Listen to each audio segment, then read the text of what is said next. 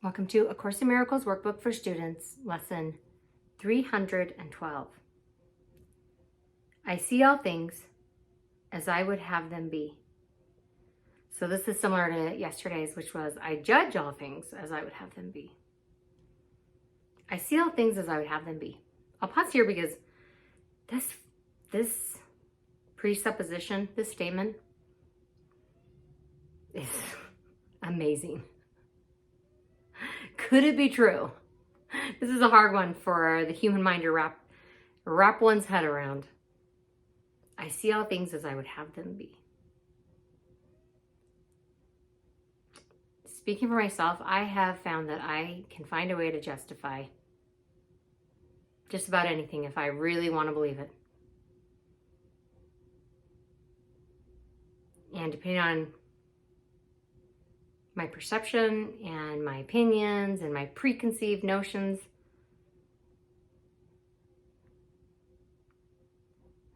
I see all things as I would have them be. Perception follows judgment. Having judged, we therefore see what we would look upon. For sight can merely serve to offer us what we would have. It is impossible to overlook what we would see and fail to see what we have chosen to behold. How surely, therefore, must the real world come to greet the holy sight of anyone who takes the Holy Spirit's purpose as his goal for seeing. And he cannot fail to look upon what Christ would have him see and share Christ's love for what he looks upon. I have no purpose for today except to look upon a liberated world, set free from all judgments I have made. Father, this is your will for me today, and therefore it must be my goal as well. This lesson reminds me of something I read in Stephen Covey's book, 7 Habits of Highly Effective People.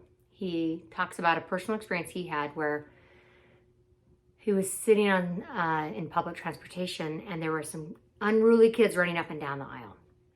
I think it was the subway. Could have been a bus. I think it was the subway though. And he was starting to get really irritated with these kids. And he's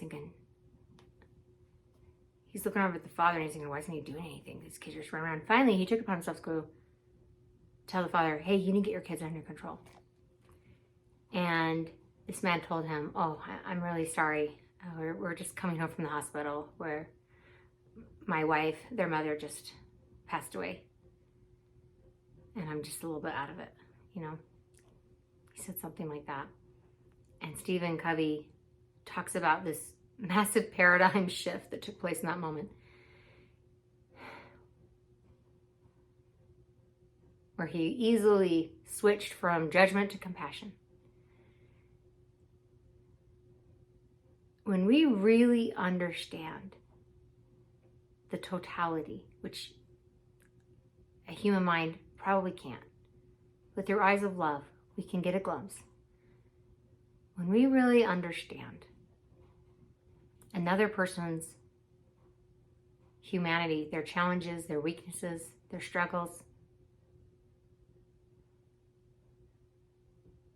and we choose to look at them through eyes of love, it is so natural through eyes of love to have compassion and understanding.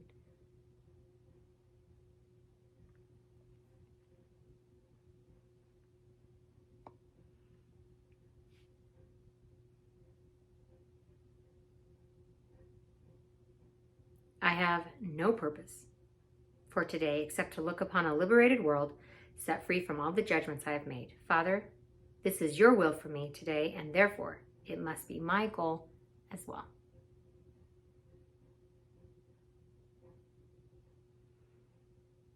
A mantra that I use a lot when I feel like I'm slipping into judgment is, I don't know.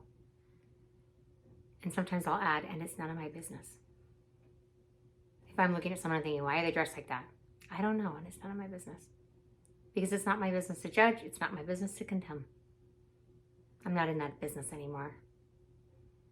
I used to be, but I closed shop.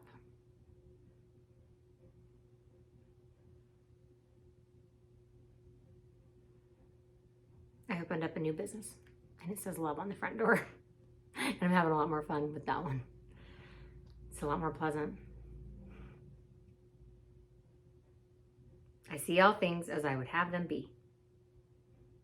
Thank you for being here today, and I will see you tomorrow for lesson 313.